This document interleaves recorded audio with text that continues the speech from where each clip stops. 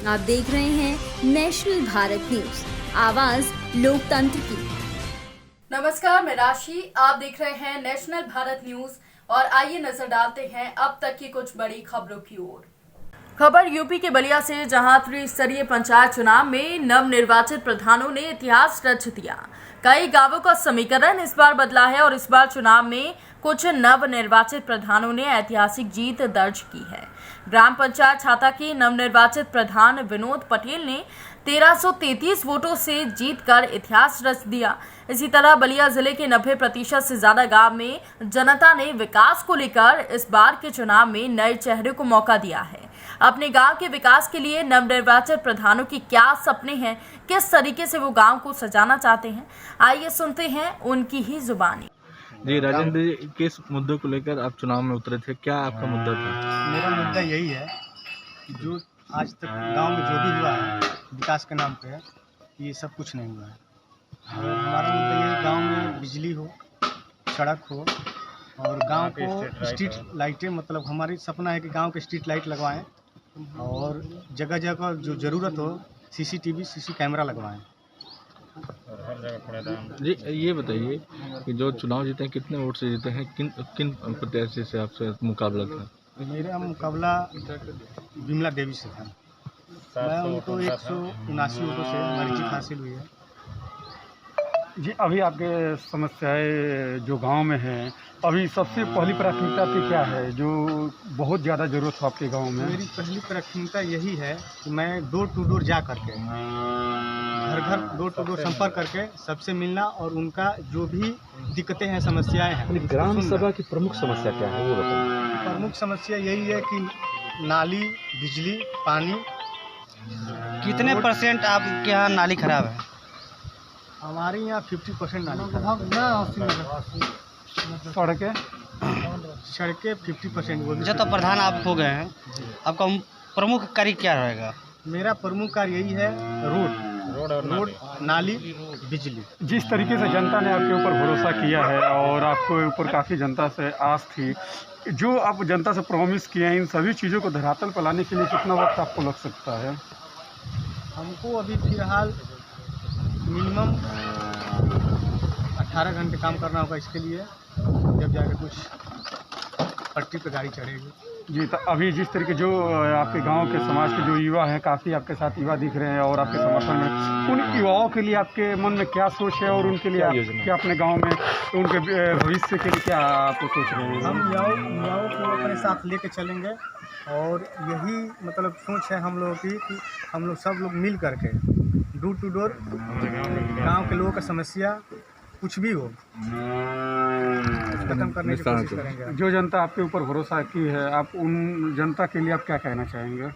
मैं जनता के लिए यही कहना चाहता हूँ कि जिनकी भी जो भी समस्या है, मैं 24 आवर उनके लिए समर्पित हूँ। नाम वीरेंद्र यादव।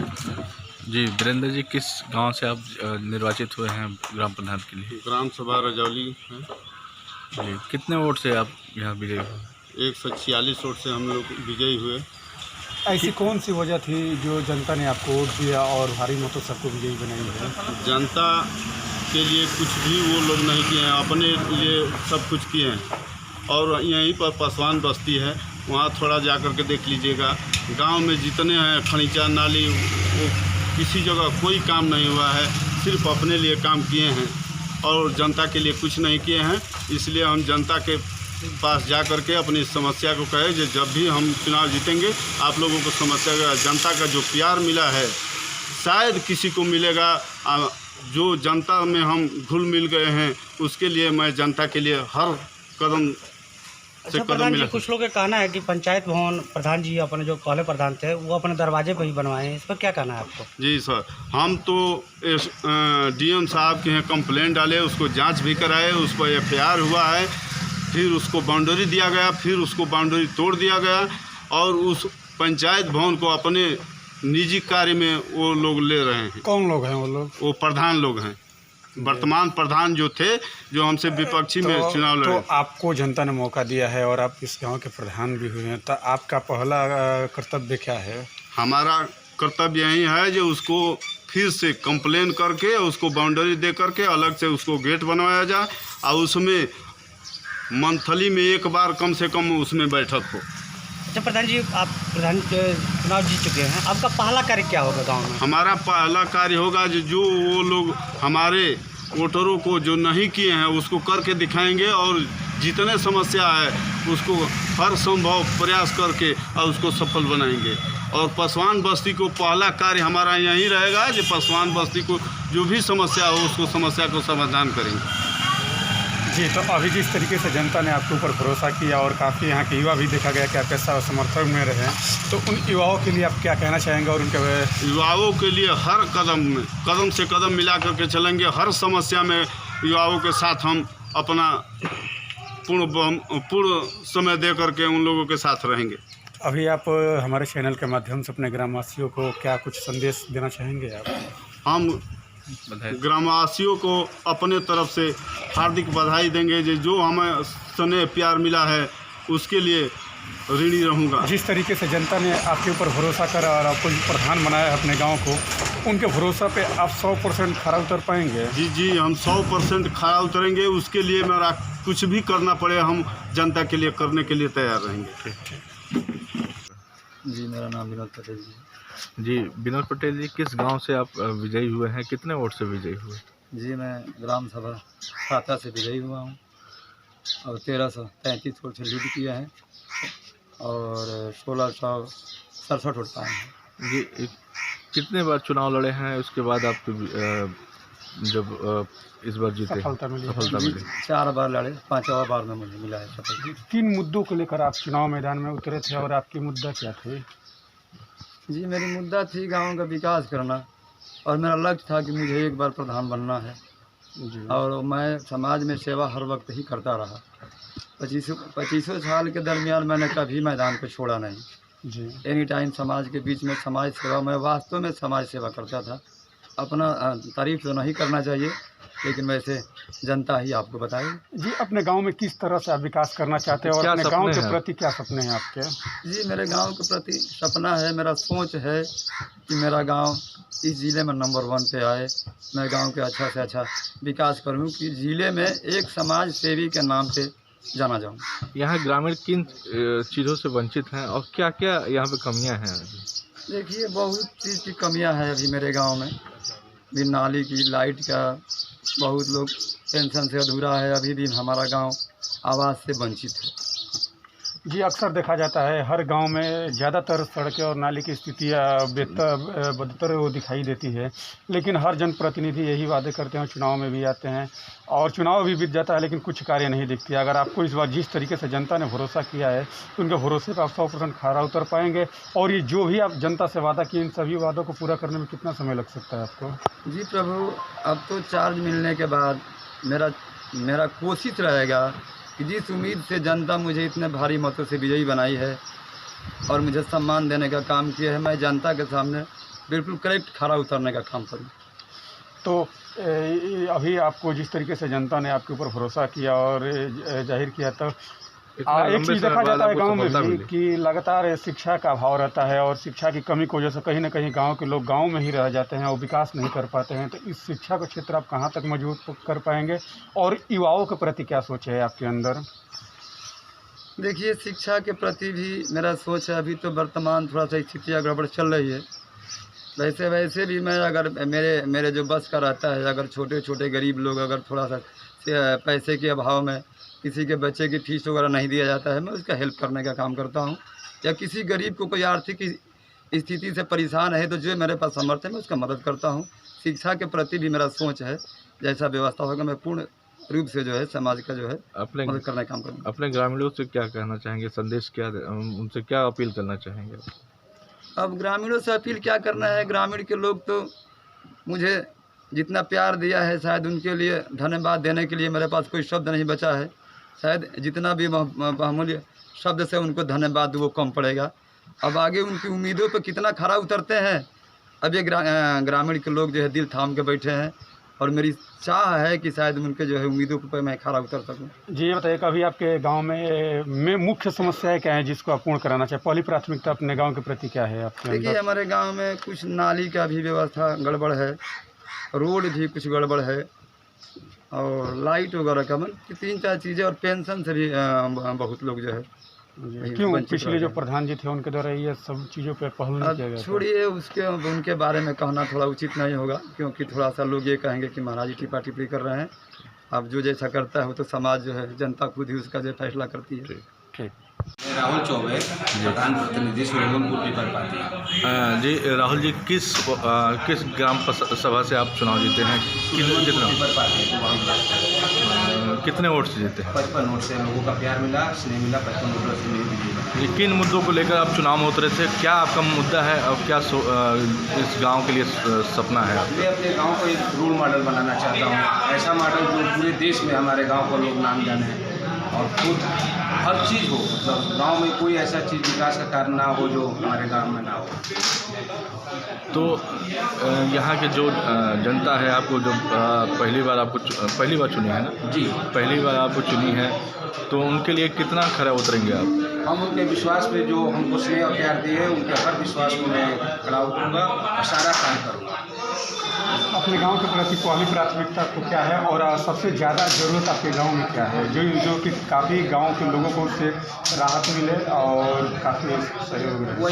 वही समस्या, पुरानी समस्या आज भी है, सड़क, नाली, स्वच्छता जो ग्राम में है, उसको वो सब चीज़ पर हमें फोकस करना है और उस अभियान को लेकर आगे चलना है। आखिर देखा जाता है कि जो भी चुनाव में सभी प्रत्याशी दावे भी करते हैं, वादे भी करते हैं कि हम ये करेंगे, लेकिन जिस तरीके से जनता ने आपके ऊपर भरोसा किया है, इन सभी चीज़ों को धरातल पर लाने के लिए कितना वक्त लग सकता है? तो जैसे मुझे इसका चार्ज दिया जाएगा, मैं तुरंत उस कार्य पे लग जाऊंगा और तुरंत कार्य करना स्टार्ट कर दूँगा।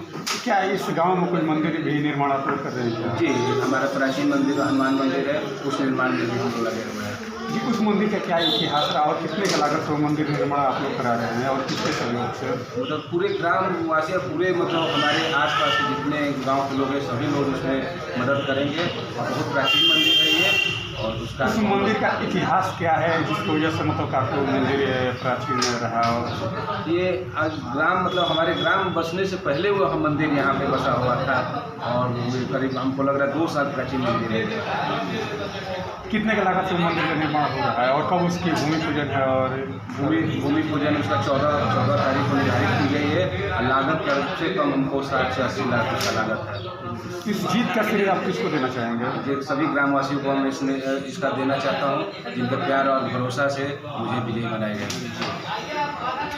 अपना परिचय दे दें। अपना नाम बता। हाँ जी, ब्रजेश कुमार तिवारी। जी ब्रजेश जी, किस गांव से आप प्रधान पद के उम्मीदवार चुने गए हैं? बाबूराम तिवारी की छपरा। जी, पहली बार चुनाव जीते हैं कि इसका पहले भी चुनाव लड़ चुके हैं? पहली बार चुनाव जीते हैं। तो आपकी प्राथमिकता क्या है इस बार चुनाव, जब पहली बार आप चुनाव जीते हैं, तो अपने गांव के लिए क्या करना चाहेंगे? कुछ आपके दिमाग में गांव के लिए विकास करना चाहते हैं, जी, कुछ नया करना चाहते हैं जो अभी तक नहीं हुआ है। जी, ऐसा कौन सा कार्य है जो अभी तक आपके गांव में नहीं हुआ? जो अभी पानी की समस्या बहुत बड़ी है हमारे गाँव में। और वहाँ आपके हिसाब से ग्राम में किस तरह का विकास होना चाहिए? सड़क का सबसे बड़ा विकास होना चाहिए, पानी का होना चाहिए, ये 2 सुविधाएं बहुत जरूरी हैं। अच्छा, आपके ग्राम सभा की प्रमुख समस्या क्या है जिसको आप दूर करना चाहते हैं? यही है मेन समस्या, पानी और सड़क। आपके गांव में देखा गया कि काफ़ी शहर से नज़दीक है, तो जैसे देखा जाता है कि काफ़ी शहर से जो ज़्यादा दूरी तक जो गांव हैं उनकी काफ़ी विकास अच्छा हुआ है, लेकिन आपके गांव काफ़ी शहर से नज़दीक होने के बावजूद भी जो विकास होनी चाहिए वो नहीं हो पाई, दिखाई दे रहा है। तो क्या कारण था करेंगे जो मतलब ताकि हर सुख सुविधा शहर जैसा यहाँ के लोगों को मिल सके? तो यहाँ पे जो अगले प्रधान थे वो एक्टिव नहीं थे जी, और वो कुछ कर नहीं पाए, बस प्रधान बने थे वो। जी, वो कौन सा कारण था कि आपको जनता आपके चुनाव जिताई? हमारे अंदर कुछ देखे वो लोग, हमारी जनता देखी कि विकास कर सकते हैं, इसलिए चुना उन्होंने। जिस तरीके से आपके ऊपर जनता ने भरोसा किया, विश्वास किया, तो क्या उनके विश्वास पे आप 100% खरा उतरेंगे? मैंने कोशिश तो करेंगे 100% उतरे हम। जी, जो भी आपका समस्या है बता रहे हैं, आपको जनता मौका भी दे दिया और चुनाव भी आप निकाल चुके हैं, तो इन सभी चीज़ों को धरातल पे लाने के लिए कितना समय लग सकता है आपको? अब वही इसके बाद मान लीजिए शपथ ग्रहण होगा, उसके बाद से 6 महीने या 1 साल के अंदर करेंगे पूरा। जी, हर चीज़। तो क्या अभी आपको भाई जिस तरीके से जनता ने आपके ऊपर भरोसा किया था, उनके लिए क्या कहना कुछ चाहेंगे? संदेश है आपका आपके ग्रामवासियों के लिए? वही है कि मैं जो जनता से मैंने कहा है उसको पूरा करेंगे। जी। ठीक, क्या नाम है आपका? शैली सिंह। शैलेश जी, किस गांव के से प्रधान चुने गए हैं? हमारी पत्नी कल्पना सिंह ग्राम सभा झरकटहा से प्रधान चुनी गई। कितने वोटों से विजयी हुई है? 26 वोटों से। 26 में। किन मुद्दों को लेकर आप हम लगातार 18 वर्षों से समाज के लिए सेवा कर रहे हैं। उसी का परिणाम है कि हम आज गाँव के प्रधान में हमारी पत्नी बनी है। किस तरीके से सपना आप देखें, किस तरीके से अपने गांव को सजाएंगे और क्या आपके सपने हैं गांव के प्रति? ग्राम सभा के लोगों के लिए दिन रात मेहनत करेंगे और प्रयास करेंगे कि कोई हमसे नाराज़ न हो। आपके गांव में मूलभूत समस्याएं क्या है? सबसे आपकी पहली प्राथमिकता क्या है अपने गांव के प्रति और कौन सा कार्य आप कराएंगे? हमारे यहाँ अभी तक ग्राम पंचायत नहीं बना है, उसको बनवाएंगे। और मवेशियों के लिए जो अस्पताल है वो ध्वस्त हो चुका है, उसका निर्माण हम अच्छी तरह से करवाएंगे। ये सड़क और नाली की क्या स्थिति है आपके गांव में? बाढ़ की समस्या हमारे यहाँ ज़्यादा है। बाढ़ जब आती है तो चारों तरफ पानी भर जाता है। पानी के लिए हम कोई ना कोई व्यवस्था करेंगे। जी, तो अभी जो जैसे आप बता रहे हैं कि जो जनता से आपने वादा किया है, तो क्या इसके पहले कुछ कार्य नहीं हुए थे क्या? कार्य हुआ था, लेकिन जो भी प्रधान थे वो कार्य उतना अच्छा नहीं कर पाए, इसलिए जनता उनको नकार दी। क्या आपके हिसाब से किस तरह का कार्य होना चाहिए? हम तो प्रयास करेंगे कि अधिक से अधिक गांव में विकास करें। जी, आप एक युवा हैं और युवाओं के लिए अपने ग्रामीण में आप क्या सोचे हैं उनके भविष्य को लेकर? ताकि देखा जाता है कि काफ़ी ग्रामीण क्षेत्रों में मतलब शिक्षा का बड़ा अभाव रहता है और कहीं ना कहीं युवा गांव में ही रह जाते हैं और आगे तरक्की नहीं कर पाते हैं। युवाओं के लिए हम प्रयास करेंगे कि खेल का मैदान बने और एक जिम बने और गाँव में शिक्षा की क्या स्थिति रहेगी आपकी गाँव? हम प्रयास करेंगे कि हमारे गांव में हाई स्कूल और इंटर कॉलेज बने। जी, इस जीत का श्रेय आप किसको देना चाहते हैं? युवा हमारे साथ दिल से कंधे मिलाकर साथ दिए हैं। जीत का श्रेय युवाओं को है। जी, और क्या उनके लिए क्या संदेश है अपने पूरे ग्रामीण क्षेत्र के लिए? आप अपने गांव के लिए क्या संदेश देना चाहते हैं? ग्रामीणों ने मुझे आशीर्वाद दिया है, मैं प्रयास करूंगा कि गांव के लिए अच्छा से अच्छा विकास करें। ठीक।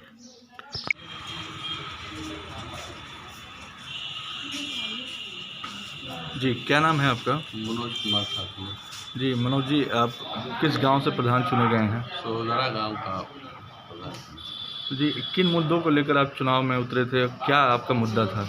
हमारा मुद्दा था विकास में मुख्य हमारे गांव जो है वंचित रह गए हैं रोड सड़क, जिसमें हर व्यक्ति इससे परेशान है।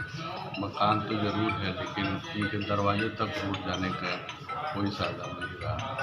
और जितने भी प्रधान हुए आज तक किसी ने रोड नहीं बनाया, कहीं भी कोई काम नहीं करा। हमारे बाबा थे प्रधान, उन्होंने ही वहाँ पर मेन एनएच से लेकर जो रोड बनवाया आज तक जो है कि उसके बाद कोई प्रधान ने नहीं कार्य कराया। उसके बाद हमने सपा सरकार में उस खनिजों को मैंने पिच कराया और आरसीसी जो है रोडें बनवाए हैं, जिसमें 18 लाख का हमने आरएस से पास कराया था। काफ़ी इसलिए जनता जो है हमको इसलिए चुनी है कि रोड मेन मुद्दा हमारे गांव में रोड का था। कोई भी प्रधान अगर कहीं भी वो काम सड़क नहीं बनवाया है, 50 मीटर तक नहीं बनवाया। मेरा ही परिवार बनाया है और जनता की मेन ये थी कि ये परिवार से बनेंगे तो हम लोग को हर व्यक्ति अपने रोडों से जुड़ेंगे। जी, आपके अंदर युवाओं के प्रति क्या सोच है, उनके भविष्य के लेकर आपने अपने गांव में क्या व्यवस्था कर रहे हैं ताकि उनको अच्छी शिक्षा, ताकि अच्छे वो लोग प्लेटफार्म पे जाए और अच्छी नौकरी उनको मिले? हमारे युवाओं को और ये हमारे साथ जितने भी लोग थे उनको बधाई हमने दिया है। उन्होंने कहा है कि आप लोग पढ़िए और जो भी मुझसे सहयोग हो पढ़ाई के लिए, कोई कमी आए, कोई और भी दिक्कत आए, वो मैं सहयोग करने के लिए तैयार हूँ। एक हमारे हरजन बस्ती में एक लड़का है, बहुत ही होनहार, मैंने सुना कि उसने इस इंडिया लेवल पर दूसरे स्थान पर वो चित्रकला में आया। मैंने उस परिवार को भी मैं गया और कहा मेरी भी जहाँ भी आवश्यकता पड़े, पैरवी की, पैसे की, रुपये की, उस बच्चे को मैं हर सहयोग करने के लिए तैयार हूँ। और जो भी हमारे गांव के लड़के हैं, मैं हर युवाओं से यही अपील करता हूँ, हर परिवार से करता हूँ कि अगर कोई भी बच्चा पढ़ना चाहता है, बेहिचक मेरे के यहाँ आए और कहे, और मैं उसको हर चीज़ संभव देने के लिए। जिस तरीके से आपके ऊपर आपके गांव की जनता भरोसा किया है, तो क्या उनके भरोसों पे आप 100% खरा उतर पाएंगे? एकदम उतरेंगे। मैं विश्वास दिला रहा हूँ कि हर लोगों को 5 साल तक अपनी मेहनत से पैरवी कर। देखा गया कि आपके गांव काफ़ी शहर से सटे हुए हैं और जिस तरीके से विकास होनी चाहिए वो दिखाई नहीं दे रहा है, जैसे कि आप बता रहे हैं। तो विकास को लाने में और गांव को अपने बेहतर बनाने में आपको कितना वक्त लग सकता है और सभी चीज़ों को? क्योंकि देखिए, हमारे खानदान के ही ज़मीनें हैं हमारे गांव में और पूरे परिवार की ही ज़मीनें हैं और पूरी खानदान हमारे साथ थी, और हमें कोई विकास कराने में कोई अवरोध नहीं होगा। हर घर से नौजवान जो है हमारे खानदान के लोग इसलिए तत्पर हैं और हमको सहयोग देने के लिए तैयार हैं कि रास्ता हो चाहे जो भी हो, हम लोग उस चीज़ को आप आगे आइए और हम लोग रास्ता घाट जो भी है उसको हम लोग बनवाएंगे। इस खबर में फिलहाल के लिए इतना ही। देश दुनिया की तमाम बड़ी खबरों के लिए जुड़े रहिए नेशनल भारत न्यूज के साथ। नमस्कार। आप देख रहे हैं नेशनल भारत न्यूज, आवाज लोकतंत्र की।